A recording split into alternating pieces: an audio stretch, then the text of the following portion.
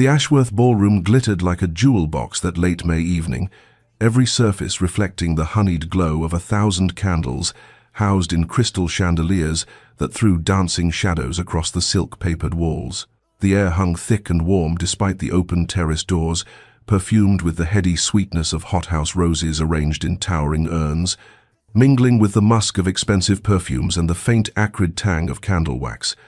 Music swelled from the orchestra positioned in the gallery above, a lilting waltz that seemed to pulse with the very heartbeat of the season, while beneath it ran the constant murmur of conversation, punctuated by laughter that tinkled like champagne glasses, by the rustle of silk and satin as ladies swept past in their elaborate gowns, their jewels catching light with every turn. Miss Eleanor Hartley stood at the edge of this glittering assembly, a quiet figure in ivory silk that had been fashioned 2 seasons prior and carefully altered to suit current modes, the modest trim of seed pearls at her neckline pale against the opulent displays surrounding her, the emeralds dripping from Lady Ashworth's throat, the sapphires winking at the Duchess of Waverley's ears, and diamonds that seemed to armor every matron of consequence. She kept her gloved hands folded before her, fingers laced together to prevent any fidgeting that might betray the anxiety coiled tight beneath her carefully composed exterior, and that persistent flutter in her chest that had become her constant companion these past weeks. Beside her stood Lady Pemberton, her sponsor for this critical season, a woman of perhaps 50 years, whose handsome features had settled into lines of perpetual dissatisfaction, whose ice-blue gown matched the temperature of her regard as she surveyed the room with the calculating eye of a general assessing a battlefield. Eleanor could feel that coldness radiating from her benefactress like winter fog, could sense the weight of Lady Pemberton's awareness of every glance directed their way, every whisper that might concern the charity case she had so magnanimously taken under her wing. Asterisk, I am grateful, asterisk, Eleanor reminded herself. The words, a familiar litany she repeated like a prayer. Asterisk, I am grateful for this opportunity, for this chance, for the roof she has provided, and the introduction to society that might secure my future. Asterisk. Yet gratitude felt like a stone she must carry, heavy and unyielding, its weight growing with each passing hour in Lady Pemberton's household. The music swelled louder, and somewhere in the crowd a lady laughed with unrestrained delight, the sound carrying across the ballroom like a bell, and Eleanor found herself wondering what such freedom felt like to laugh without calculation,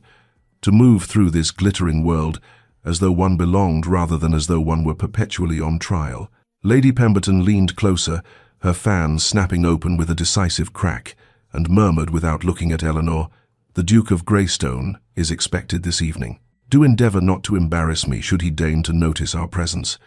The words settled over Eleanor like frost, and she straightened her spine, lifting her chin slightly as she watched the dancers whirl past, their faces blurred with movement and candlelight, each couple secure in their place, their position, their certainty of belonging. 3 years had passed since Eleanor had last stood in a ballroom as someone who truly belonged.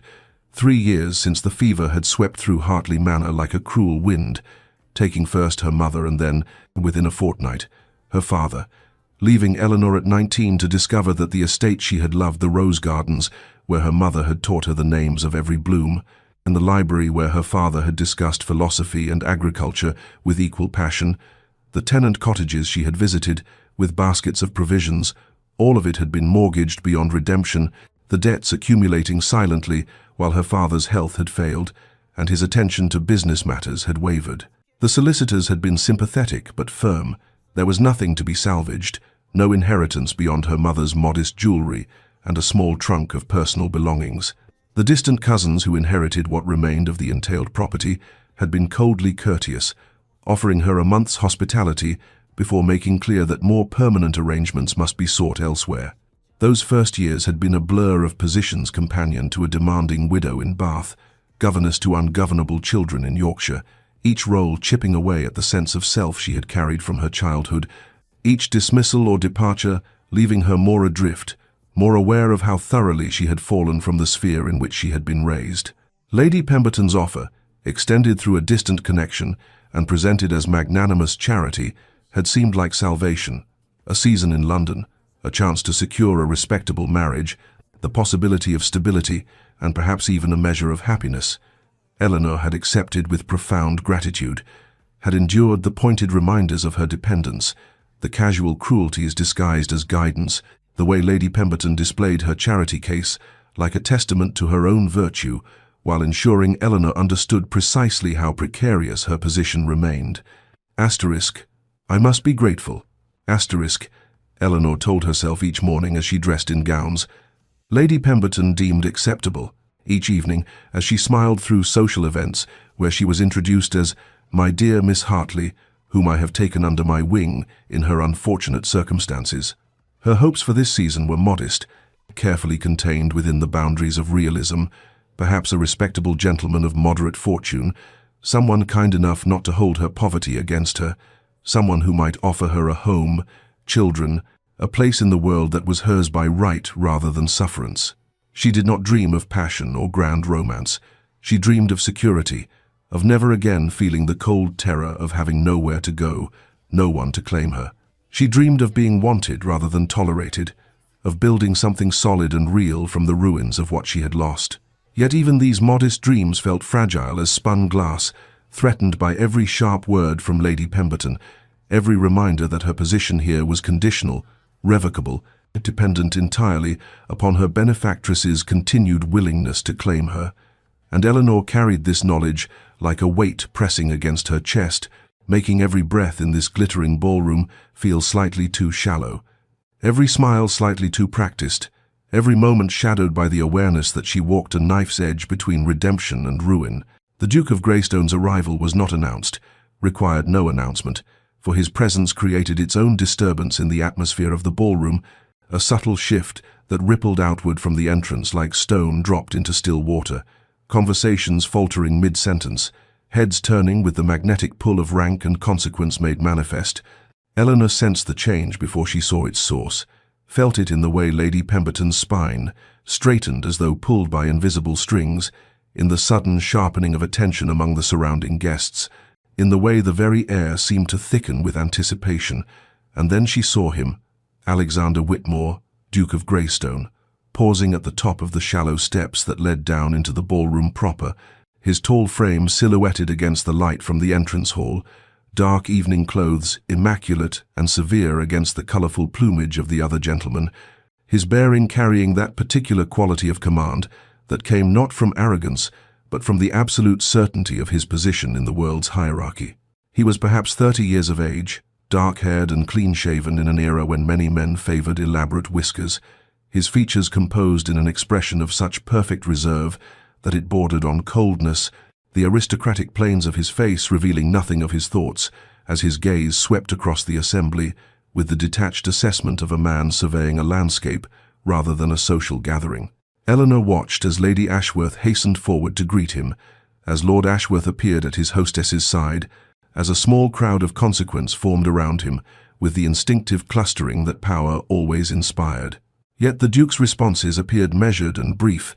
his acknowledgments courteous but without warmth, his attention already moving past those who sought it, as though he were performing an obligation rather than seeking enjoyment. She had heard of him. Of course, everyone had heard of the Duke of Greystone, whose vast holdings spread across 3 counties, whose voice in Parliament carried weight on matters of reform and agricultural policy, whose selectiveness in social participation made his attendance at any event noteworthy, whose complete lack of romantic entanglement, despite his eligibility, made him the subject of endless speculation and hopeful maternal scheming. He was said to be cold, exacting, impossible to please,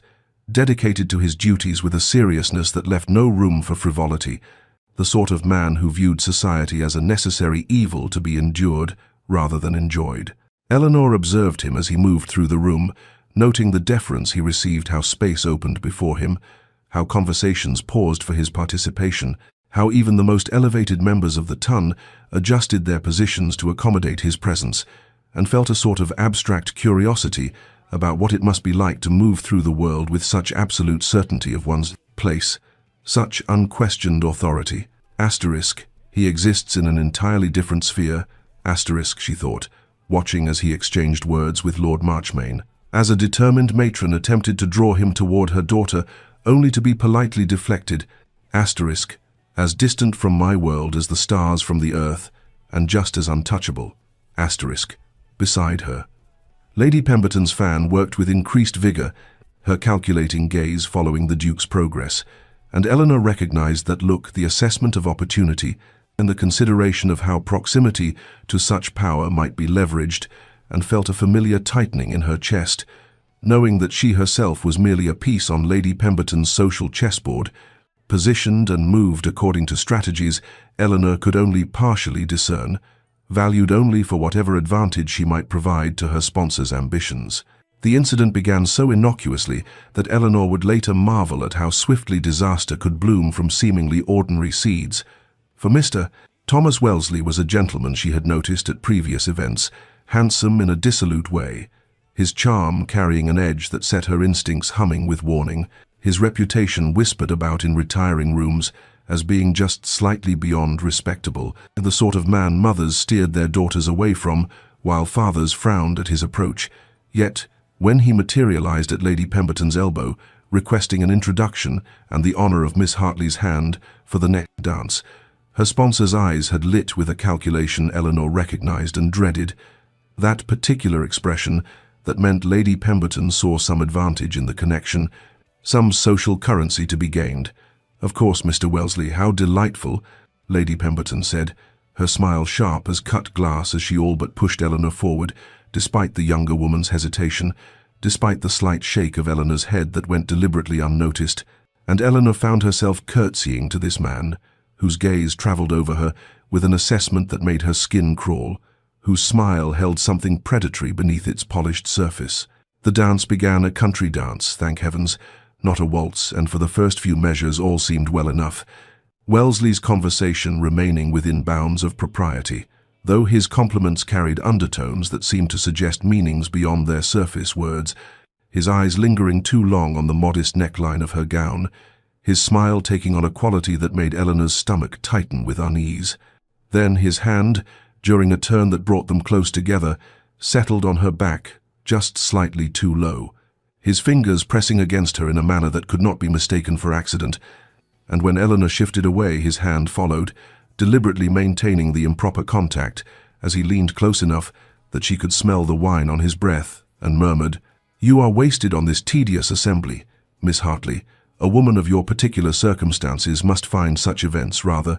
limiting in their possibilities." The words themselves, seemingly innocent, but laden with implication that made her pulse spike with alarm. Eleanor maintained her composure through sheer force of will, her smile fixed as she executed the steps of the dance, while her mind raced through possible responses, possible escapes, acutely aware of the eyes upon them, for they were being watched. She could feel the weight of observation, could sense the attention of guests noting every interaction, every gesture, and when the dance finally, mercifully ended, she curtsied with rigid formality and turned to leave only to find Wellesley's hand on her elbow, his grip just firm enough to prevent easy extraction as he steered her toward the terrace doors, away from the crowd, his voice low and insistent as he spoke of the moonlight, of fresh air, of private conversation, his words a thinly veiled proposition that grew more explicit with each passing moment, suggestions of what a woman in her position might accept, what arrangements might be made, how he could be very generous to a lady who understood the nature of mutual benefit. And Eleanor felt ice flood her veins as she understood precisely what he was offering, what he believed her poverty and dependence made her available for, the casual cruelty of his assumption that she could be purchased like any other commodity. Eleanor wrenched her arm from Wellesley's grasp with a force born of desperation and fury combined, her voice emerging steady and cold, despite the trembling that threatened to overtake her entire frame as she said, "You presume too much, Mr. Wellesley, and you mistake my circumstances entirely if you believe poverty has made me amenable to the sort of arrangement you suggest." Each word carefully enunciated, her spine straightening with the dignity her parents had instilled in her, the knowledge that whatever she had lost in fortune she retained in character, and for a moment she saw surprise flash across his florid features, before it transformed into something uglier, darker, the wounded pride of a man unaccustomed to refusal, particularly from a woman he deemed beneath him and therefore available for his use. His expression twisted, the veneer of charm cracking to reveal the cruelty beneath, and then, horrifyingly, deliberately, He raised his voice just enough to carry to the nearby guests who lingered near the terrace entrance. His words pitched to reach curious ears as he said, "Come now, Miss Hartley. There is no need for such theatrics, not after you were so very encouraging during our dance, so very warm in your reception of my attentions." And Eleanor felt her blood turn to ice in her veins as she understood what he was doing, the calculated destruction he was unleashing. For in this world a woman's reputation was everything, and once tarnished could never be restored, and his implications were clear. His suggestion that she had invited his advances, that her refusal now was mere performance after she had already compromised herself. The whispers began immediately, that terrible rustling sound like wind through dead leaves, conversations pausing mid-word as heads turned toward them, as fans were raised to conceal moving lips while eyes remained fixed on the unfolding scene. And Wellesley continued with vicious precision, his voice carrying that tone of wounded masculine dignity as he added, "I had thought a woman in your position, dependent on charity, trading on Lady Pemberton's good name, would be more practical in her understanding of how the world operates. But I see you prefer to play the virtuous maiden even when—" And Eleanor could not bear to hear what he would say next, could not endure the completion of that sentence. So she interrupted with a voice that shook despite her best efforts. "You are mistaken, sir, entirely and completely mistaken, and I must ask you to leave me alone immediately." But the damage was done, irreversible and total, for she could see it in the faces turning away from her, in the way Lady Marchmain gathered her daughter close, as though Eleanor carried some contagion, in the cold assessment, in the eyes of matrons, who moments before had been cordial, if not warm. The music seemed to fade, though the orchestra played on, the glittering ballroom taking on the quality of a nightmare, where all the beautiful surfaces concealed, traps and pitfalls, where the ground itself was uncertain beneath her feet, and Eleanor watched with a horror that bordered on paralysis as her social death took shape before her eyes, as guests she had danced with earlier now averted their gazes, as young ladies she had conversed with in retiring rooms now whispered behind their fans with expressions of scandalized delight,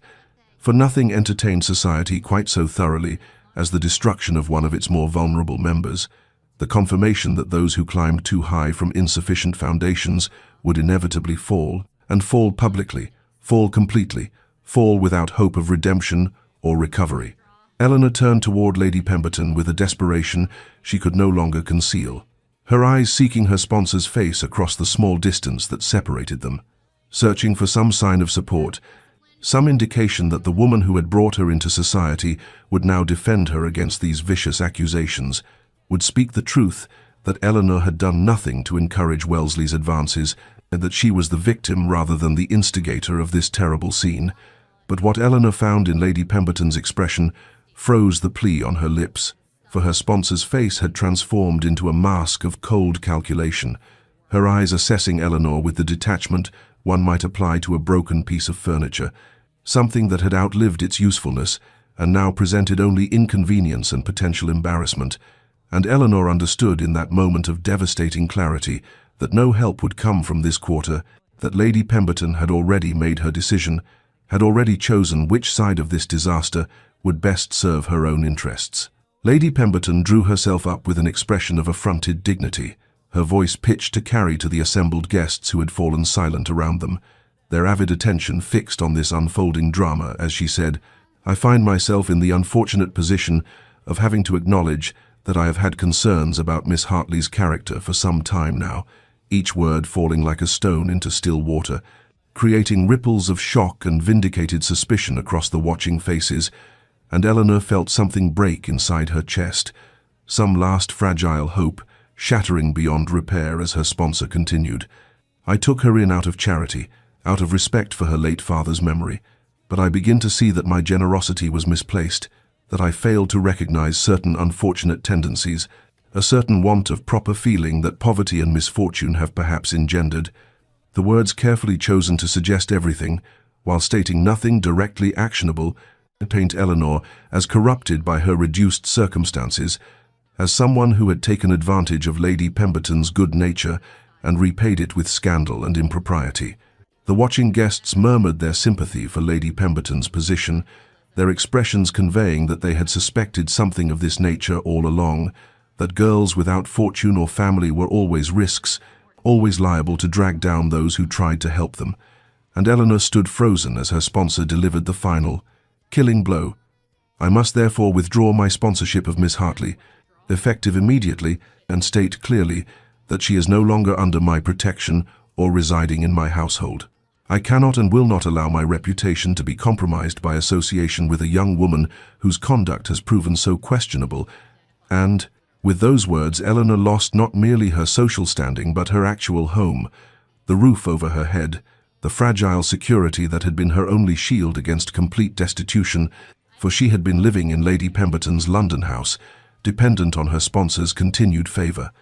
And now that favour was withdrawn publicly, irrevocably, leaving Eleanor with nowhere to go, no one to turn to, her situation transformed in mere moments from precarious to impossible. Eleanor's hands began to tremble uncontrollably, a tremor that started in her fingers and spread through her entire body. Despite her desperate attempts to maintain some semblance of composure, her breath coming shallow and quick as the full magnitude of her catastrophe settled over her like a suffocating weight. For she was ruined now in every sense that mattered, her reputation destroyed, her home gone, her few possessions still in Lady Pemberton's house, where she would likely never be permitted to retrieve them, her modest quarterly allowance from her father's depleted estate, insufficient to secure lodgings or survival without references or reputation to support her, and no respectable household would employ a woman tainted by scandal. No family would accept her as governess or companion when whispers of impropriety followed her name, and she could feel the walls of her world closing in, the future narrowing to a dark point of impossible choices and unthinkable outcomes that her mind shied away from contemplating. Eleanor stood alone in the center of the crowded ballroom, and yet she had never felt such complete isolation, for the glittering assembly had transformed into something hostile and alien. The guests who moments before had filled the space with animated conversation, now turning their backs to her with deliberate precision, a choreographed rejection more cutting than any words could be, and she watched as women she had curtsied to, men she had danced with, matrons she had served tea beside in drawing rooms, all shifted their positions to exclude her from their circles, to demonstrate through bodily arrangement that she no longer existed in their world, that she had been erased from the social fabric as thoroughly as if she had never been woven into it at all. Lady Ashworth, the evening's hostess, approached with a smile that did not reach her eyes, her face arranged in an expression of tight-lipped courtesy that barely concealed the annoyance beneath, and she said in a voice of exquisite politeness, "Miss Hartley, perhaps you might be more comfortable retiring for the evening. I'm certain this has all been terribly distressing for you, and I would not wish you to endure further discomfort." The words kind on their surface, but unmistakable in their true meaning. A dismissal couched in concern, a command dressed as consideration, for Eleanor's continued presence was an embarrassment, a blight on the evening's festivities, and her removal would allow the assembled guests to return to their pleasure without the uncomfortable reminder of scandal and ruin standing visible in their midst. Eleanor felt something collapse inside her chest, some internal structure that had been holding her upright suddenly giving way, and yet her external composure remained intact through sheer force of will, through the training her mother had instilled in her since childhood, that a gentlewoman maintains her dignity, regardless of circumstance, regardless of pain, regardless of the crumbling of her entire world. And so she inclined her head to Lady Ashworth with perfect courtesy and murmured, "You are most kind. I shall take my leave." Her voice steady despite the roaring in her ears, despite the calculation already spinning through her mind of what came next, of where she could possibly go when she had no home to return to. When Lady Pemberton's house was closed to her, when she possessed perhaps £20 to her name, and no references for employment, and a reputation now so thoroughly destroyed that no respectable household would accept her, and the future narrowed before her into a dark tunnel of impossible choices, of outcomes, her mind recoiled from contemplating, even as the practical part of her consciousness forced her to acknowledge that she would need to secure lodgings tonight, somewhere cheap enough for her limited funds, somewhere that would accept a young woman alone without questions she could not answer. She gathered what remained of her courage, drawing it around her like an invisible cloak, and began the long walk toward the ballroom exit. Her steps measured and deliberate, her spine straight and her chin level, giving them nothing more to feed upon. No tears, no visible collapse, no confirmation of the weakness they expected to see. And it was the longest walk of her life, each step taking her past faces that turned away, past conversations that paused and resumed in whispers behind her, past the wreckage of every hope and plan she had harbored, and the distance to the door seemed to expand infinitely, the glittering space becoming a gauntlet of silent judgment, of satisfied cruelty, of the particular pleasure society took in witnessing the fall of those who had dared to rise above their circumstances, who had attempted to claim a place among their betters without the fortune or family to support such presumption. And Eleanor understood that she was being made an example, a cautionary tale that would be repeated in drawing rooms and at dinner tables, the story of the girl who forgot her place and paid the price for her presumption. Eleanor had traversed perhaps half the distance to the ballroom doors, her measured steps carrying her through the gauntlet of turned backs and averted faces, when a figure stepped directly into her path with such sudden authority that she halted abruptly, her breath catching in her throat as she looked up to find herself face to face with the Duke of Greystone, his tall form blocking her way forward, his dark eyes fixed upon her with an intensity that sent a shock of confusion through her already overwhelmed mind. And the murmur of conversation around them died instantly, as every guest in the vicinity turned to witness this unprecedented development, for the Duke was not a man given to impulsive gestures, not a man who inserted himself into social scandals, and yet here he stood before the ruined girl whom everyone had just watched being cast out, and Eleanor felt her heart hammering against her ribs as she tried to comprehend what was happening, tried to understand whether this was some new humiliation being prepared, some final twist of the knife that would complete her destruction. The Duke inclined his head with perfect formality, his expression unreadable, his voice carrying clearly through the sudden silence as he said, "Miss Hartley, I believe this is my dance." And Eleanor stared at him in complete bewilderment, for they had never been introduced, had never exchanged so much as a word, and she knew with absolute certainty that her dance card, now crumpled somewhere in her reticule, contained no entry for the Duke of Greystone, could never have contained such an entry, for men of his rank did not dance with penniless orphans of questionable reputation, did not acknowledge girls who existed so far beneath their sphere,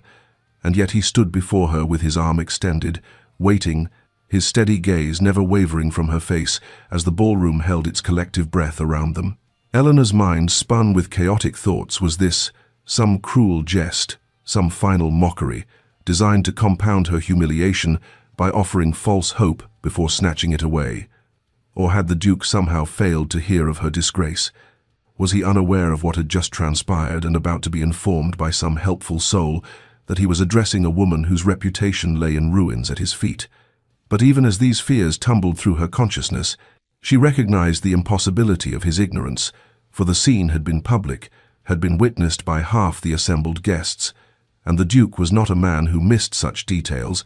which meant he knew exactly what he was doing, knew that he was offering his arm to a woman society had just rejected,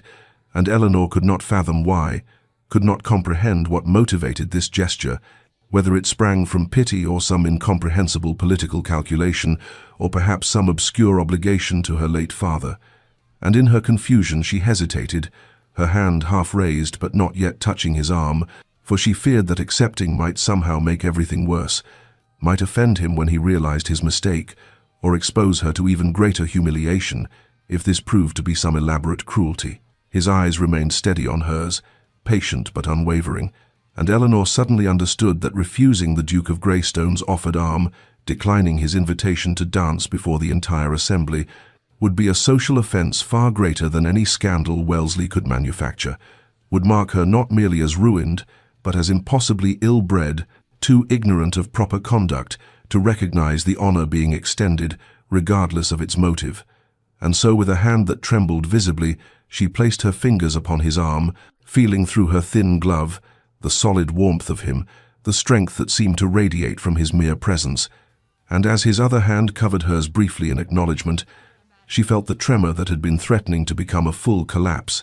gradually steady into something more manageable, some fragment of composure borrowed from his unshakable calm. The Duke led Eleanor onto the dance floor with a command in his bearing that brooked no resistance, and the orchestra, which had faltered into uncertain silence during the confrontation, resumed playing as if the conductor had been awaiting precisely this signal, the strains of a waltz filling the vast space with lilting melody that seemed to restore the evening to its proper rhythm, though Eleanor could feel the weight of every eye in the ballroom fixed upon them as the Duke's hand settled at her waist with perfect propriety. And he guided her into the first turn with an assurance that spoke of years of flawless execution, and she found herself moving through the steps automatically, her body responding to his lead, even as her mind remained trapped in a state of numb bewilderment, unable to process the impossible reversal of the past few minutes. His hand was warm through her glove, a solid presence that anchored her when she felt as though she might simply dissolve into the air, and she was acutely conscious of the tremor in her own fingers where they rested on his shoulder, the visible evidence of her distress that she could not quite control despite her desperate attempts to maintain some semblance of composure, for she had endured Lady Pemberton's betrayal and the crowd's rejection with dignity intact. But this unexpected rescue had somehow fractured the defenses she had erected, leaving her vulnerable and shaking in a way that humiliation alone had not achieved. The Duke's expression remained perfectly neutral, his dark eyes focused somewhere past her shoulder as he navigated them through the other dancing couples with effortless grace, but after several measures had passed, he spoke in a voice pitched for her ears alone, low enough that the surrounding dancers could not overhear, saying, "Your father was Sir James Hartley of Hartley Park, was he not?" And the question, so unexpected and so carefully ordinary, gave Eleanor something to focus on beyond the nightmare of the past hour. Beyond the stairs, she could still feel boring into her back, despite the resumed dancing, and she managed to reply with tolerable steadiness, "Yes, Your Grace, did you know him?" The Duke executed a turn that brought them momentarily away from the nearest couple, and he said, "We met on several occasions at sessions of the Agricultural Society. He presented a paper on drainage systems that I found quite innovative, and we corresponded briefly afterward about its implementation on my northern estates." And Eleanor felt something shift in her chest,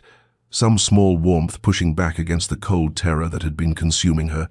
For her father had been so proud of that paper, had worked on it for months before his death, and to hear it referenced now by this powerful man, who had no reason to remember or to mention it, struck her as a kindness more profound than the dance itself. She found herself responding with more animation, describing her father's other work, his theories about crop rotation that he had never lived to fully test, and the Duke listened with what appeared to be genuine interest, asking questions that demonstrated actual knowledge of agricultural practice rather than merely polite attention, and gradually Eleanor felt her trembling begin to subside, her breathing steadying as the conversation gave her troubled mind something concrete to hold, a lifeline of normalcy in the surreal situation, and she realized that this was intentional, that he was deliberately providing her with a means of recovering her composure, offering her the protection not merely of his rank, but of his quiet consideration, and the waltz continued through its graceful patterns, while around them, the ballroom slowly returned to its usual rhythms, conversations resuming, laughter rising again, the scandal that had moments ago threatened to define the entire evening, gradually being absorbed into the background, as the assembly recognized that the Duke of Greystone's intervention had altered the social calculus entirely, that whatever judgment they had been prepared to render on Miss Hartley must now be reconsidered in light of his unprecedented support. The final measures of the waltz approached, and Eleanor felt a new anxiety rising, for when the music ended she would be released back into the crowd that had so recently rejected her, left to face alone whatever came next. But as the last notes faded, and the dancers around them began to separate, the Duke did not immediately release her, his hand remaining at her waist for a heartbeat longer than strict propriety demanded, and when he finally stepped back, his eyes met hers directly for the first time since they had begun dancing, and in their dark depths she saw something she could not quite interpret, some intensity of purpose that sent her heart racing anew, even as she tried to tell herself not to read meaning into gestures that might signify nothing more than aristocratic duty. The Duke maintained his position before Eleanor for a long moment, his dark eyes still holding hers with that unfathomable intensity,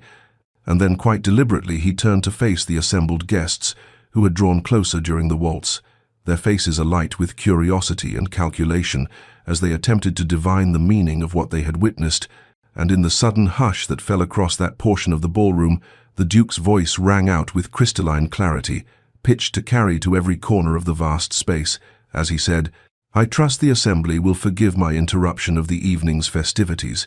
but I find I cannot in good conscience allow falsehood to stand unchallenged when it impugns the character of a woman I know to be entirely blameless."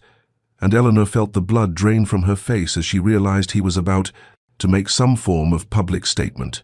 that whatever protection he had offered through the dance was about to be either confirmed or revealed as temporary courtesy, and she stood frozen beside him as every eye in the ballroom fixed upon them with avid attention, the musicians falling silent mid-phrase as even they recognized that something unprecedented was unfolding. The Duke continued with perfect composure, his tone formal but carrying an edge of steel that Eleanor had not heard during their dance, saying, "Miss Eleanor Hartley is a woman of unimpeachable character and irreproachable conduct, and any suggestion to the contrary is not merely mistaken but deliberately malicious." And he paused, allowing his words to settle over the crowd like a mantle of authority, before adding, "I personally guarantee her reputation and good name, and I will consider any slander against her to be a direct insult to my own honor, to be answered as such insults have always been answered among gentlemen." And the threat implicit in that final phrase sent a visible ripple through the assembled guests, for everyone present understood that the Duke of Greystone was a man whose challenges could not be ignored, whose rank and power made opposition not merely socially dangerous but potentially ruinous, and Eleanor watched in numb astonishment as the social calculus that had condemned her mere minutes ago reversed itself entirely under the weight of his protection. The Duke was not finished, however, and he turned slightly to include Eleanor in his address as he said, "Furthermore, I have this evening dispatched a message to my sister, the Duchess of Rothwell, requesting that she call upon Miss Hartley tomorrow at her earliest convenience, as I believe the two ladies will find much common ground in their interests and conversation." And this announcement, being so casual in its delivery, yet so momentous in its implications, struck the assembly with the force of a physical blow, for an invitation to the intimate acquaintance of the Duchess of Rothwell was among the most coveted prizes of the social season, a mark of favor that opened doors throughout the highest echelons of society, and to extend such an invitation publicly, to make it a matter of record before hundreds of witnesses, was to place Miss Hartley under the explicit protection of one of the most powerful families in England, to declare that she was not merely tolerated, but actively welcomed into their sphere. Eleanor's mind reeled as she tried to comprehend what was happening, why this man, whom she had never met before this evening, would not only defend her but elevate her with such deliberate and irrevocable gestures, and she found herself swaying slightly on her feet as the shock of the past hour, the humiliation, the terror, the despair, and now this impossible rescue finally overwhelmed the composure she had been desperately maintaining. But the Duke's hand moved almost imperceptibly to steady her elbow, the touch so brief and subtle that no one else would have remarked it, yet it was enough to anchor her as the ballroom erupted into a cacophony of whispered conversations and barely concealed speculation. Across the room, Eleanor caught sight of Lady Pemberton's face, pale as milk and tight with trapped fury, for the widow could not possibly contradict the Duke's declaration without making an enemy of a man whose displeasure could destroy what remained of her own social standing. And beside her, Mr. Wellesley had disappeared entirely, having apparently recognized the wisdom of removing himself from the vicinity before the Duke's attention turned specifically in his direction. And Eleanor felt a savage satisfaction pierce through her bewilderment as she watched her tormentors, trapped by the very social mechanisms they had attempted to use against her, now turned back upon them with devastating force by a man whose authority none present could challenge. The transformation that swept through the ballroom in the wake of the Duke's declaration was like watching the tide reverse its course, the same guests who had turned their backs on Eleanor mere minutes ago now approaching with expressions of cautious courtesy, their faces carefully arranged into masks of polite interest, as though they had never participated in her near destruction, and Eleanor found herself suddenly surrounded by a press of bodies, by inquiries after her health and comfort, by offers of refreshment and seating, by 100 small gestures of consideration that would have seemed absurd had they not been so desperately necessary to these people's social survival, for none could afford to be seen standing against the Duke of Greystone's explicitly stated will. The Duke himself remained at her side through this bewildering reversal, his hand still resting with perfect propriety at her elbow as he guided her through the suddenly deferential crowd toward a seating area near the windows, where tall panes of glass reflected the candlelight and created the illusion of doubled splendor, and Eleanor moved as though in a dream, her mind unable to fully process the catastrophic reversals of the past hour, the plunge from merely vulnerable to utterly ruined, and now to inexplicably protected by the most powerful man in the room. The Duke procured a chair for her with a gesture that sent two young gentlemen scrambling to provide it, and once she was seated, he acquired refreshments with similar ease, presenting her with a glass of champagne and a plate of delicate confections that she had no capacity to consume but accepted nonetheless, because her hands needed something to hold, something to occupy them, so they would not shake so visibly. And through all of this the Duke's manner remained perfectly composed, his dark eyes revealing nothing of his thoughts or motivations as he stood beside her chair like a sentinel, his very presence creating a zone of safety that none would dare to breach without his permission. Eleanor's mind churned with questions she could not ask, foremost among them the simple, overwhelming why. Why would a man of his rank and consequence involve himself in her troubles? Why would he not only rescue her, but elevate her with such deliberate and public gestures? What possible interest could he have in the fate of an impoverished gentlewoman whom he had never even met before this evening? She studied his profile as he stood beside her, the strong lines of his jaw, the aristocratic slope of his nose, the dark hair swept back from a broad forehead, searching for some clue to his intentions, but his expression remained as unreadable as carved marble, and she felt a stirring of something that might have been suspicion had she not been so desperately grateful, for in her experience, kindness always came with conditions attached, always demanded some form of payment, and she could not help but wonder what debt she was accruing with every moment of his protection. The approach of Lady Ashworth, their hostess, interrupted her troubled thoughts, and Eleanor looked up to see the woman who had suggested her departure not 20 minutes ago now wearing an expression of warm concern, as she said, "My dear Miss Hartley, I am mortified that such distress should have befallen you under my roof, please. You must allow me to make amends for the incivility you have suffered." And the complete reversal of the woman's attitude would have been laughable had it not been so clearly calculated, so transparently motivated by fear of the Duke's displeasure, rather than any genuine care for Eleanor's well-being. Yet Eleanor found she did not care about the hypocrisy, found that she would accept whatever protection these false courtesies provided, for pride was a luxury she could no longer afford. Lady Ashworth continued, her voice taking on a tone of practiced warmth as she said,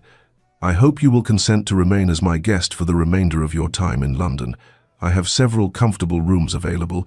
and it would be my honor to provide you hospitality." And Eleanor opened her mouth to respond,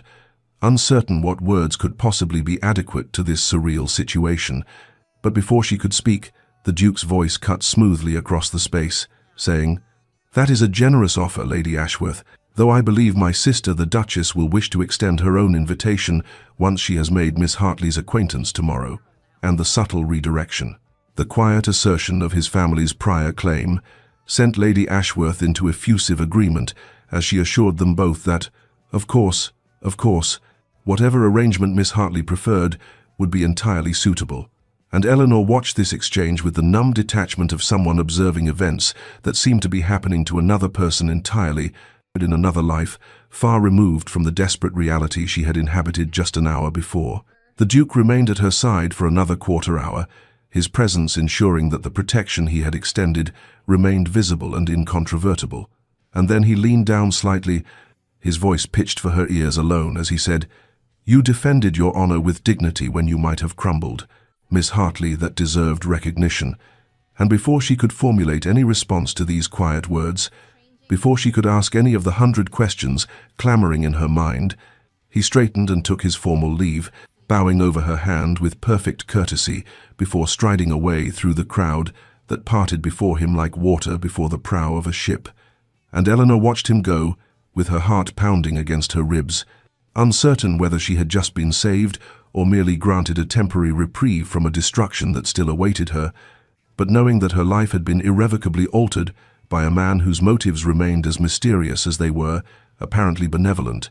and that whatever came next, she would face it without understanding why fate had chosen this particular moment to offer her a hand up from the abyss. The following morning arrived with a quality of unreality that made Eleanor question whether the events of the previous evening had truly occurred, or whether she had conjured them from some fever dream born of desperation.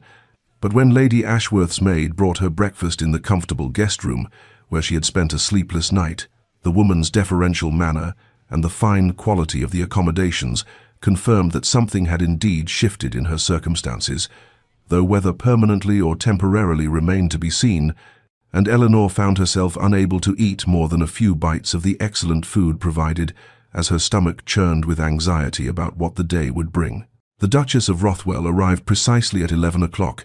and Eleanor watched from the upstairs window as an elegant carriage bearing a ducal crest pulled up before Lady Ashworth's townhouse, her heart hammering against her ribs as she tried to prepare herself for whatever this interview would entail. For surely the Duke's sister would wish to assess whether Eleanor was worthy of the protection her brother had so inexplicably extended, and Eleanor descended the stairs with trembling hands, smoothing the modest morning dress Lady Ashworth had lent her, since she possessed nothing suitable of her own after Lady Pemberton's eviction. The woman who awaited her in the drawing-room was perhaps 30 years of age, with warm brown eyes and an expression of genuine kindness that immediately distinguished her from the calculating society matrons Eleanor had come to know, and Lady Catherine Sutherland, Duchess of Rothwell, rose from her seat with a smile that reached her eyes as she said, "Miss Hartley, I am so very pleased to make your acquaintance. My brother has spoken most highly of your character and composure," and the casual reference to the Duke having spoken of her at all sent a flush of confusion and something that might have been hope through Eleanor's chest, though she tried to suppress it as dangerous. The Duchess's purpose became clear within the first quarter hour of their conversation, for she extended an invitation for Eleanor to stay at Rothwell House as her guest, not for a few days but for the remainder of the season and beyond if Eleanor wished, and she did so with such natural warmth and lack of condescension that Eleanor found tears pricking at her eyes as she accepted, unable to fully comprehend how her life had pivoted so dramatically from utter ruin to this unexpected refuge in the space of less than a day. The weeks that followed took on a dreamlike quality as Eleanor adjusted to her new circumstances within the elegant confines of Rothwell House, where the Duchess proved to be not merely a generous hostess but a genuine friend, introducing Eleanor to a circle of intelligent, reform-minded women who discussed politics and literature with the same fervor that other ladies devoted to fashion and gossip, and gradually Eleanor felt herself emerging from the shock of what had occurred at the Ashworth ball, her mind beginning to process not just her rescue, but the mysterious nature of it, the question of why the Duke of Greystone had chosen to intervene so decisively in the troubles of a woman he had never met. The Duchess spoke of her brother occasionally, always with evident affection and respect, and through these casual references, Eleanor began to piece together a portrait of a man dedicated to his duties with almost monastic devotion, involved in parliamentary reform efforts, managing vast estates with careful attention to his tenants' welfare, carrying the weight of his family's ancient name and the expectations that came with it, a man who had never shown romantic interest in any of the eligible women who vied for his attention each season, who was rumored to consider marriage a duty he would eventually fulfill, but approached with the same lack of enthusiasm one might reserve for reviewing account books. Eleanor told herself that gratitude was the only appropriate emotion she should feel toward such a man, that the gap between a duke and an impoverished gentlewoman was unbridgeable regardless of his unexpected kindness, and that she must not mistake rescue for anything deeper. Yet she found herself thinking of him at odd moments, remembering the steadiness of his hand as he led her through that waltz, the quiet intensity in his dark eyes, the words he had spoken for her ears alone about dignity, deserving recognition, and she wondered what kind of man possessed both the power to destroy or save with a single declaration and the inclination to use that power in defense of a stranger, and whether she would ever understand the motivations that had prompted him to offer his arm before everyone when the entire world had turned its back. Weeks passed, and Eleanor's life took on a rhythm that felt both surreal and increasingly natural. Her days filled with morning calls and afternoon walks, with musical evenings and quiet hours in the Duchess's library, with the careful reconstruction of a social position that had been so nearly destroyed. And through all of these activities, she found herself encountering the Duke of Greystone, with a frequency that seemed coincidental at first, but gradually revealed itself to be something more deliberate, though she could not determine whether the arrangement stemmed from his design or his sister's, or merely the inevitable overlap of their social circles. At Lady Thornbury's soirée, she saw him across the drawing room, engaged in animated discussion with several members of Parliament about proposed reforms to the poor laws, his usual reserve falling away as he argued his position with an intensity that transformed his austere features. And she found herself watching him with an attention that went beyond mere gratitude, noting the elegant gestures of his hands as he spoke, the flash of passion in his dark eyes, the way he listened as intently as he argued, giving weight to opposing views even when he disagreed with them. At the Duchess of Marlborough's garden party, she observed him from a distance as he politely but firmly extricated himself from the determined attentions of several eligible young ladies, and his manner unfailingly courteous but completely impersonal, and she saw in those careful withdrawals something of what the Duchess had described: a man who performed his social duties with precision but without engagement, as though he stood perpetually at a remove from the glittering world he inhabited by virtue of his birth. When their paths did cross directly at these events, his acknowledgment of her was always proper, always brief, a formal bow, a few words of greeting inquiring after her comfort and her health, perhaps a comment on the weather or the quality of the hostess's entertainment, and then he would move on, leaving her with nothing substantial to analyze and yet everything to wonder about. For there was something in his eyes during those brief exchanges, some quality of attention that felt different from the perfunctory courtesy he extended to others. Though she told herself repeatedly that she was imagining significance where none existed, projecting her own developing feelings onto a man who had merely performed an act of chivalrous rescue and considered his obligation thereby fulfilled. Yet she could not stop herself from watching for him at every event she attended, her eyes searching crowded rooms for his tall figure and dark hair, her heart lifting inexplicably when she spotted him, and she began to notice small things that spoke to aspects of his character, invisible in casual social interaction, the way he always acknowledged the servants who attended these gatherings, treating them with the same courtesy he afforded the highest-ranked guests, the occasions when she caught him suppressing a smile at some piece of social absurdity, the rare moments when his reserve cracked enough to reveal a dry wit that surprised laughs from his conversational partners. At Lord Pemberton's dinner party, an event Eleanor attended with some trepidation, given the connection to her former sponsor, she found herself seated at the opposite end of the table from the Duke, but she noticed how his attention kept drifting from his dinner partners toward the conversation at her end of the table, where she was discussing with an elderly scholar the recent translations of Greek texts, and twice she looked up to find his gaze resting on her, with an expression she could not read, before he quickly returned his attention to the lady beside him. Eleanor's internal conflict grew with each of these encounters, her gratitude toward him remaining constant, but now entangled with something deeper and more dangerous, a fascination that had nothing to do with his rescue of her, and everything to do with the man she was gradually coming to know through these accumulated observations. Yet she remained grimly aware that any hopes she might harbor in his direction were foolish beyond measure, for the gap between a duke and an impoverished gentlewoman remained unbridgeable regardless of his sister's kindness, and surely a man of his consequence must eventually marry someone of appropriate rank and fortune, and someone who could bring political alliance and social advantage rather than merely gratitude and developing affection. And so Eleanor tried to guard her heart, even as she felt it slipping beyond her control, tried to remember that rescue was not courtship and kindness was not love,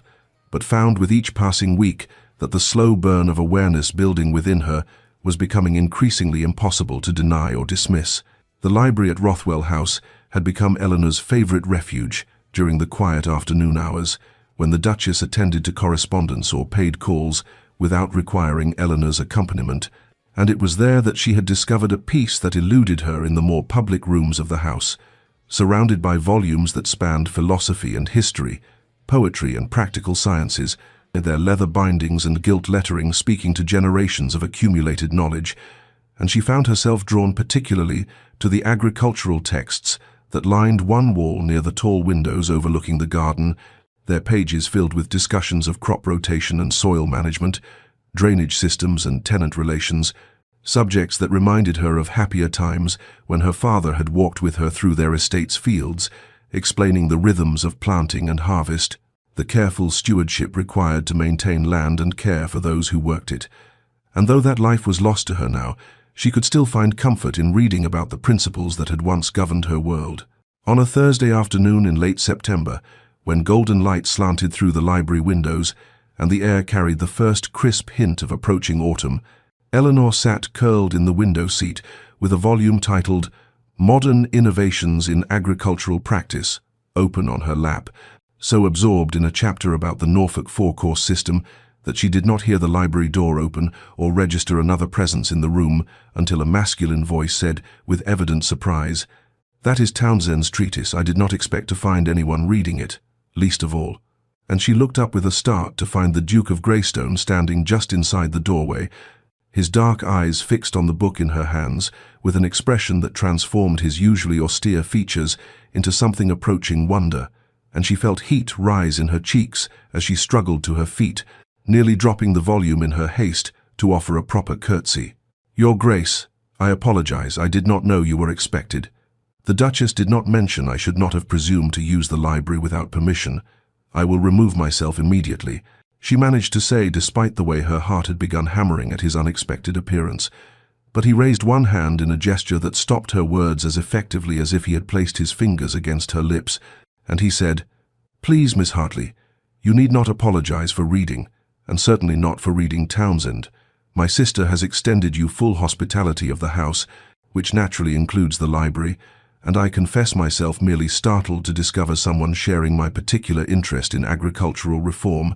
as it is not generally considered suitable drawing-room conversation, particularly among young ladies." He moved further into the room with that controlled grace she had observed during their waltz,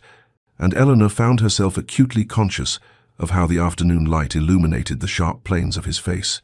the way his dark hair fell across his forehead as he tilted his head to examine the shelves near where she stood, and she tried to steady her breathing as he selected another volume from the collection and said, "Have you reached the section on turnips and their role in the rotation cycle? Townsend makes a compelling argument for their value, both as fodder and as a means of improving soil fertility, though I believe his estimates of yield are somewhat optimistic based on my own estate's experience." The casual way he invited her opinion, as though her thoughts on agricultural matters held genuine weight,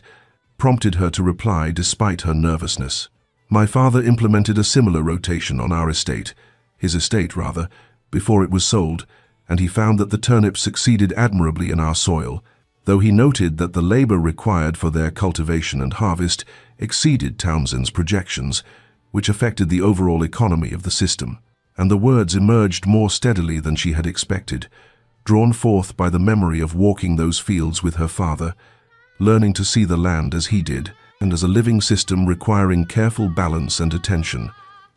The Duke's expression shifted into something Eleanor could only describe as fascinated attention, and he moved closer, close enough that she could catch the faint scent of sandalwood and leather that clung to him, and he said,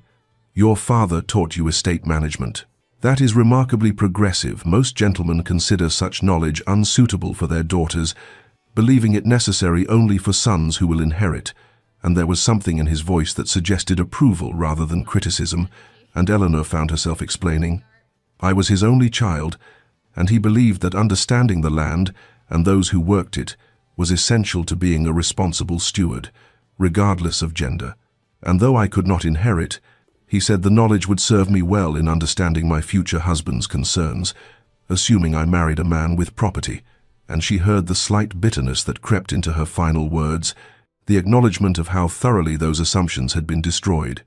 "Your father was a wise man," the Duke said quietly, and then, with careful deliberation, "and his daughter has clearly inherited both his intelligence and his understanding of duty. Tell me, Miss Hartley,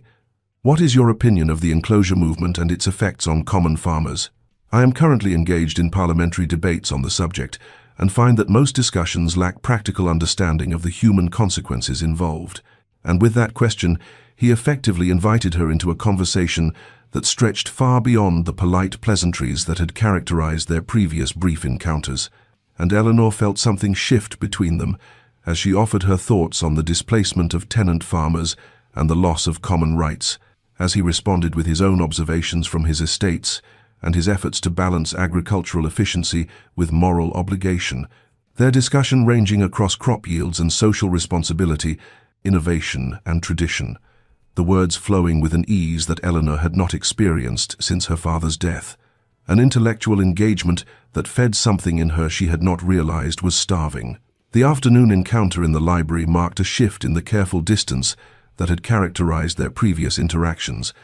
and in the days that followed, Eleanor found herself encountering the Duke of Greystone with a frequency that could no longer be attributed to mere coincidence. For he began appearing at the morning rides in Hyde Park that she took with the Duchess, his dark horse falling into step beside their carriage as he inquired about their plans for the day with a casualness that seemed studied, and when the Duchess invited him to join them, he accepted with an alacrity that belied his reputation for avoiding such social pleasantries. Riding alongside Eleanor's side of the carriage and continuing their previous discussion about agricultural improvement, as though no time had passed since they stood together in the library's golden afternoon light. He called at Rothwell House on Tuesday and Thursday afternoons, ostensibly to consult with his sister on family matters, but these consultations seemed to conclude with remarkable speed, and he would inevitably find his way to whatever room Eleanor occupied. Settling into conversation about whatever book she held or subject she contemplated, their discussions ranging across poetry and philosophy, the role of government in social welfare and the responsibility of privilege, the proper balance between tradition and progress, and Eleanor found in these exchanges an intellectual stimulation she had not experienced since her father's death, a sense of being truly heard and valued for her thoughts, rather than merely tolerated. At musical evenings and dinner parties, she would look up from her conversation to find his gaze resting on her from across the room with an intensity that made her breath catch, and he would make his way to her side with an inevitability that set tongues wagging among the assembled guests, always maintaining perfect propriety, always remaining within the bounds of acceptable social interaction, but increasingly, unmistakably present in her life in a way that both thrilled and terrified her. Their conversations deepened with each encounter, moving beyond the intellectual discussions that had first connected them into territory more personal and revealing, and she learned of his isolation within his elevated position, the way his rank created a barrier between himself and genuine connection, his frustration with the shallow social games that consumed so much of his world, and his passionate commitment to using his position and wealth to effect meaningful change in the lives of those dependent on his estates and influence. And she recognized in him a loneliness that mirrored her own, a sense of being fundamentally separated from the glittering world they both inhabited,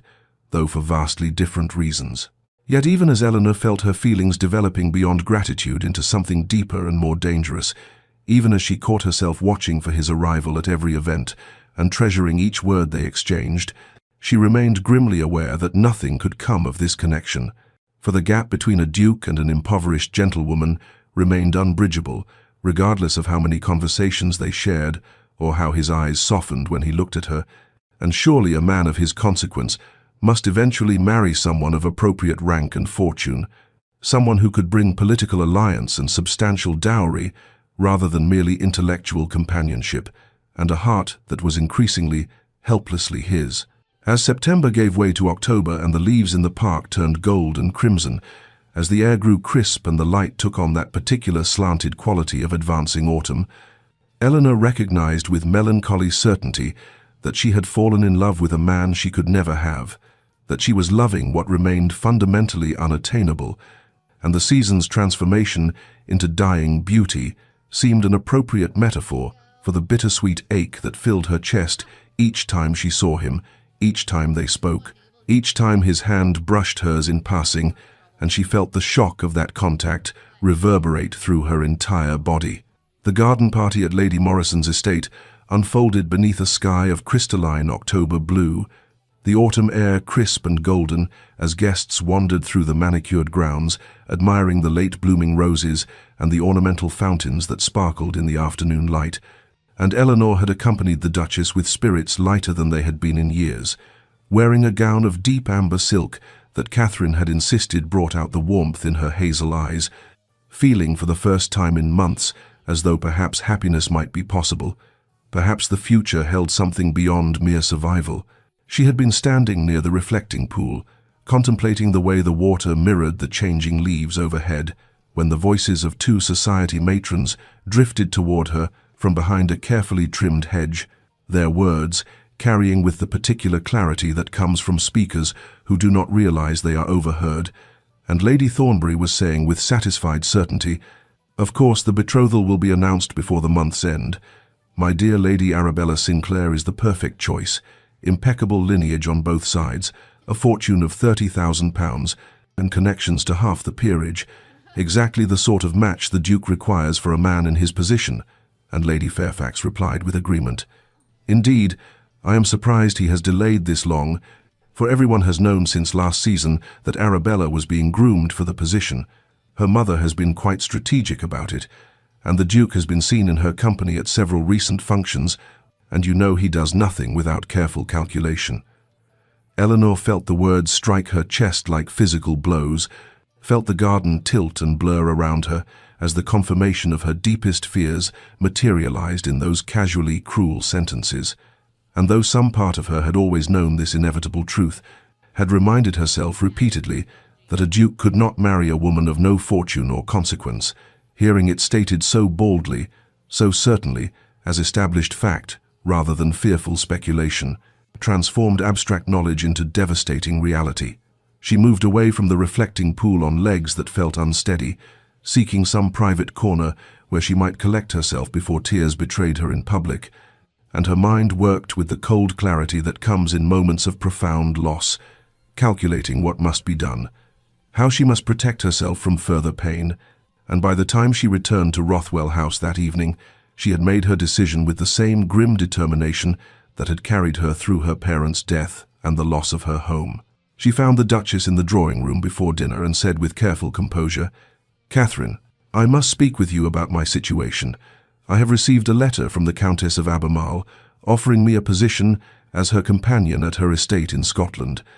a generous arrangement that includes comfortable quarters and a respectable salary, and I believe I should accept it, for I cannot impose upon your hospitality indefinitely, and this represents an honorable independence." And though her voice remained steady, her hands trembled slightly as she clutched the letter that had indeed arrived 3 days prior, and which she had initially dismissed as unnecessary. The Duchess's expression shifted from surprise to something that looked remarkably like knowing sympathy, and she studied Eleanor's face with eyes that seemed to see far too much before she said gently, "Eleanor, are you quite certain this is what you wish? Scotland is very far away, and I had hoped, that is, I have enjoyed your company immensely and had thought perhaps—" But Eleanor interrupted with perhaps more force than courtesy allowed. "I am grateful beyond measure for everything you have done for me, Catherine, truly, but I cannot remain here indefinitely, living on charity, however kindly meant. And this position offers me independence and purpose, and I believe it is time I established a life of my own rather than existing in this temporary limbo." And she knew her words were too vehement, knew they revealed more than she intended, but she could not contain the desperate need to escape before her heart broke entirely beyond repair. Catherine regarded her for a long moment with an expression of gentle understanding that made Eleanor want to weep, and then the Duchess moved to her writing desk and said quietly, "If that is truly your decision, I will not attempt to dissuade you, but you must allow me at least a few days to ensure proper arrangements for your journey." And then she drew out a sheet of paper and began composing what Eleanor recognized with a sinking mixture of dread and helpless hope as an urgent note, and she watched as Catherine sealed it and rang for a footman with instructions to deliver it immediately to the Duke of Greystone's residence, and Eleanor knew with absolute certainty that the careful structure of detachment she had been building around her heart was about to be tested beyond endurance. The Duke of Greystone arrived at Rothwell House with an unprecedented lack of ceremony, less than 2 hours after Catherine's note was dispatched. His sudden appearance in the drawing-room doorway, still dressed in riding clothes, suggesting he had come directly from wherever her message had found him, without pausing even to change, and Eleanor felt her carefully constructed composure fracture at the sight of him, at the unusual disarray of his dark hair and the intensity burning in his grey eyes that she had never witnessed before, despite all their careful conversations and measured encounters. Catherine rose with diplomatic grace and said, "Alexander, how good of you to call. Miss Hartley and I were just discussing her plans for the future, and I thought perhaps you might wish to be consulted given your role in establishing her current position." And though the words were innocuous enough, Eleanor heard the deliberate emphasis, the suggestion of meanings beneath the surface, and the Duke's gaze fixed on Eleanor with an expression that made her breath catch as he replied, "Indeed, I would very much wish to discuss Miss Hartley's plans, if she would grant me the courtesy of a private audience." And the formality of his words contrasted strangely with the barely controlled emotion she detected beneath them. Catherine glanced between them with what appeared to be knowing satisfaction before settling herself in a chair near the far window with her embroidery, positioned to serve as chaperone while providing the illusion of privacy, and Eleanor found herself standing as the Duke crossed the room toward her, with strides that suggested he was containing himself only through considerable effort, and when he spoke, his voice was lower than usual, roughened by something she could not quite identify. "My sister informs me that you intend to accept a position in Scotland," he began, and Eleanor detected the slight tremor beneath his controlled tone. "And I must tell you, Miss Hartley Eleanor, that I find this intelligence profoundly disturbing, for it suggests either that I have been far more opaque in my intentions than I believed possible, or that you have deliberately chosen to ignore what I had hoped was becoming increasingly evident to you over these past weeks." Eleanor felt tears threatening despite her determination to maintain dignity, and replied with a voice that wavered despite her best efforts, "Your Grace, I do not understand. I am merely accepting an honorable position that offers me independence rather than continuing to impose upon your sister's charity. Surely you cannot find fault with such a practical decision." But even as she spoke, she felt the protective wall she had built around her heart beginning to crumble, and the Duke made a sound halfway between frustration and something that sounded remarkably like desperation. "Fault?" he repeated, and she watched as his careful control began visibly fracturing, his formal bearing giving way to genuine, unguarded emotion in a transformation that seemed to cost him considerable effort. "Eleanor, I have been attempting these past weeks to demonstrate through every means available within the bounds of propriety that my regard for you has progressed far beyond the concern I might feel for any woman unjustly maligned, that my intervention at the Ashworth ball was not motivated by abstract justice, but by the fact that I had been watching you all that season, even before that terrible evening, drawn to your quiet dignity and intelligence in a way that has consumed increasingly more of my thoughts and feelings than I believed myself capable of experiencing." He took a step closer, near enough now that she could see the rapid pulse at his throat, the flush across his cheekbones, the way his hands clenched and unclenched at his sides as though he fought the impulse to reach for her, and his words tumbled forth with an urgency that bore no resemblance to his usual measured speech. "I had thought myself beyond such feelings. I believed that my position and responsibilities precluded the sort of passionate attachment I witnessed in others. But from the first time I observed you at Lady Morrison's musicale last spring, standing apart from the frivolous conversations surrounding you with a book of Wordsworth's poetry and an expression of such thoughtful melancholy, I found myself unable to look away, and when I learned of your circumstances, your loss and your courage in facing an uncertain future, I admired you, and when Wellesley dared to assault your honor, I intervened not from duty but from a possessive fury that surprised even myself." Eleanor stared at him in stunned disbelief, her mind struggling to reconcile his confession with everything she had believed about their respective positions, about the impossibility of her hopes, and she whispered, "But Lady Arabella Sinclair, I heard them say you were expected to announce your betrothal, that she was the appropriate choice for a man of your consequence, and I am nothing, no one, with neither fortune nor connections to recommend me." And something in her voice must have conveyed her pain, because the Duke finally did reach for her, his hands closing around hers with a warmth that sent shockwaves through her entire body, as he said with fierce intensity, "I care nothing for Lady Arabella Sinclair or what society expects or deems appropriate. I want a partner, Eleanor, someone who understands and shares my commitment to meaningful work, who challenges my thinking and expands my perspectives, who sees me as Alexander rather than merely the Duke of Greystone, and I have found that person in you, and the thought of you disappearing to Scotland, of never again engaging in our discussions, or seeing your face across a room, or hearing your laugh when I manage to say something that strikes you as amusing, that thought is unendurable to me." Eleanor felt the world narrow to just the two of them, standing in the drawing room with his hands warm around hers, and his confession still reverberating through her mind, reshaping everything she had believed about their interactions and her place in his thoughts. And she heard herself whisper with a trembling voice that barely rose above a breath,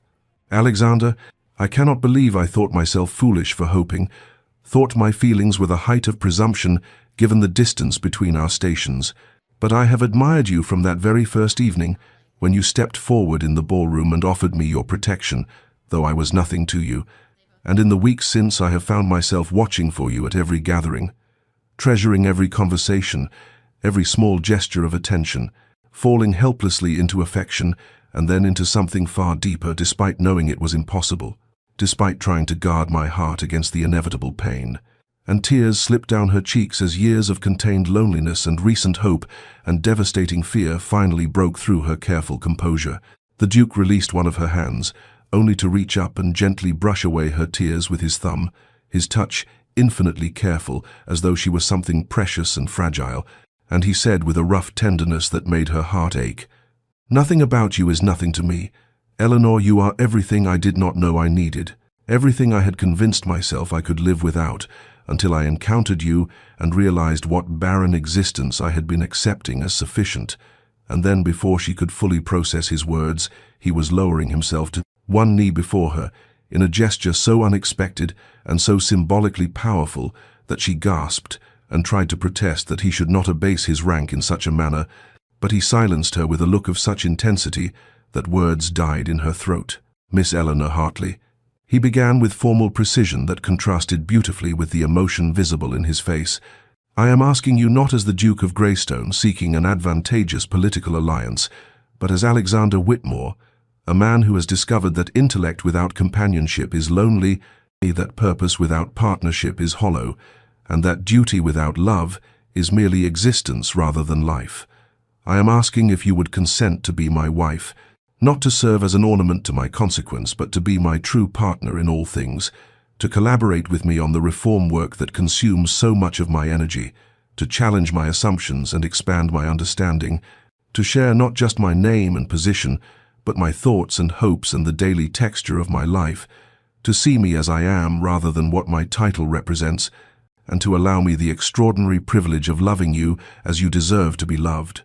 Eleanor could barely see him through her tears as she pulled him to his feet, with surprising strength born of emotion, and said in a voice that shook with joy and disbelief and overwhelming tenderness, "Yes, Alexander, yes to all of it. Yes to partnership and collaboration, and seeing each other truly. Yes to building a life together that honors both duty and affection, and yes to everything you offer and everything I can give in return." And then his hands were framing her face with exquisite gentleness, and he was lowering his mouth to hers in a kiss that began tentatively,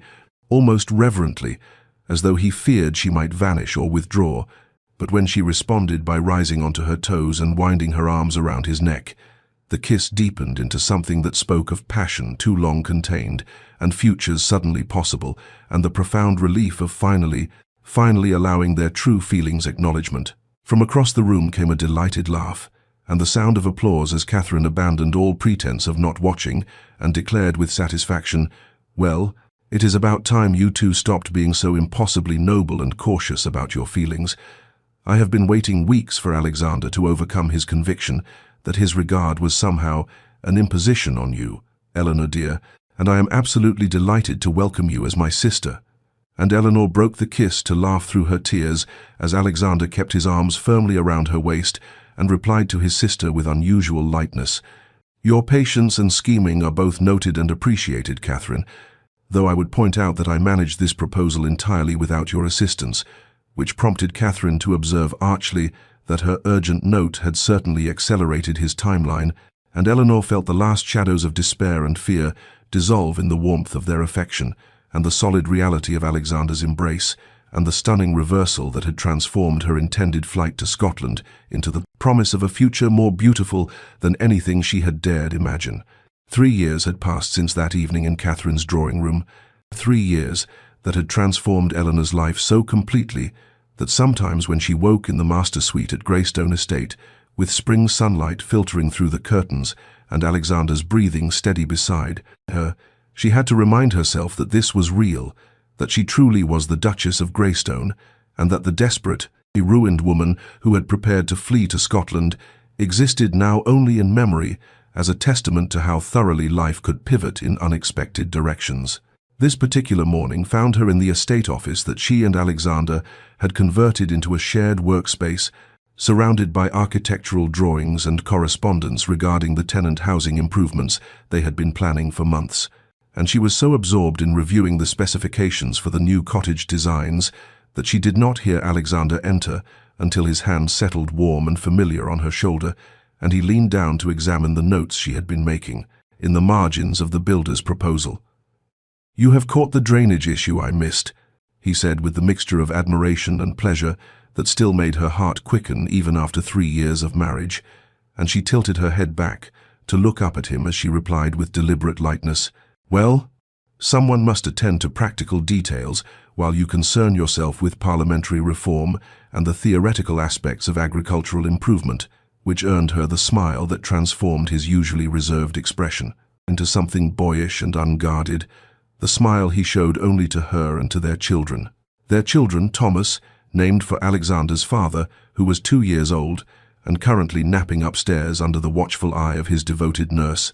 and baby Catherine, just 6 months old and sleeping in the nursery. Both of them healthy and cherished, and representing futures that Eleanor could not have imagined during those dark days of her first season. She turned back to the drawings as Alexander pulled up a chair beside her rather than retreating to his own desk, his thigh pressing against hers in casual intimacy as he reached across to point out a modification to the window placement, and they worked in comfortable silence for a while, passing documents back and forth and occasionally murmuring observations or suggestions, and the partnership they had promised each other that evening in London fully realized in these quiet moments of shared purpose and mutual respect. When the clock struck 5, Alexander set down his pen and declared that they had accomplished enough for one day and that the evening was too beautiful to spend indoors, and Eleanor allowed him to pull her to her feet and lead her outside into the gardens that she had spent the past 2 years redesigning, transforming the formal Georgian plantings into something softer and more natural, with winding paths through flowering shrubs and a small pond that attracted swans and reflected the sky. They walked with his arm around her waist and her head resting against his shoulder, moving slowly through the lengthening shadows as the spring air carried the scent of apple blossoms and newly turned earth, and Eleanor thought about that night at the Ashworth ball, about standing alone and ruined in the center of that glittering ballroom with her future collapsed around her, about the terror and despair that had seemed absolute and permanent, and about how Alexander had stepped forward and changed everything with one offered hand, one waltz, one declaration that had protected her from destruction and eventually led them both to this quiet contentment. "What are you thinking?" Alexander asked, and Eleanor smiled against his shoulder and replied honestly, "I was thinking about how impossible this would have seemed 3 years ago. How, if someone had told me that night at the ball that I would end up here, as your wife, working beside you and raising our children and walking through gardens I designed, I would have thought them mad," and she felt his arm tighten around her as he pressed a kiss to the top of her head and said quietly, "I was thinking something similar, that the worst night of your life became the catalyst for the best years of mine, and that I will be grateful until my last breath that I found the courage to step forward when you needed someone to see your worth."